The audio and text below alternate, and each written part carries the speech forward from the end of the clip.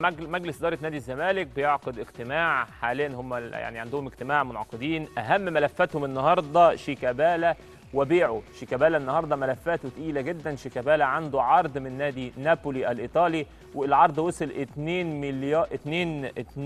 مليون و750 ألف يورو. أعتقد إن ده رقم كبير جدا. داخل برضه في العرض نادي الوصل الإماراتي، بس أعتقد إن مفيش اختيار مع شيكابالا ما بين الإمارات وإيطاليا. أعتقد طبعا هو هيختار إيطاليا. اتكلمنا عن ملف شيكابالا ده كتير وبقالنا فترة بنتكلم عليه، وأعتقد إن هو ساعات أو دقائق وينتهي يعني ملف شيكابالا، وينتقل شيكابالا من نادي الزمالك لأي واجهة مقبلة. ده المنظر اللي على طول بنشوفه، وده خطأ شيكابالا في نادي الزمالك. ده الخطأ الكبير اللي ارتكبه شيكابالا في حق نفسه، في حق جمهور نادي الزمالك، وفي حق نادي الزمالك.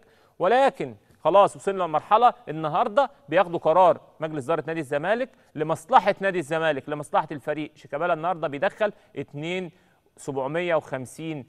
مليون يورو 750. ما عادش فيه خلاص هزار. يطلع اي حد النهارده علينا يقول ان شيكابالا ما اتباعش، شيكابالا فيه كلام، شيكابالا رضي، شيكابالا ما رضيش، مش لاقيين شيكابالا، يبقى النهارده الوضع بقى مختلف تماما، لان شيكابالا خلاص يا جماعه مش هيبقى موجود في نادي الزمالك. خلاص.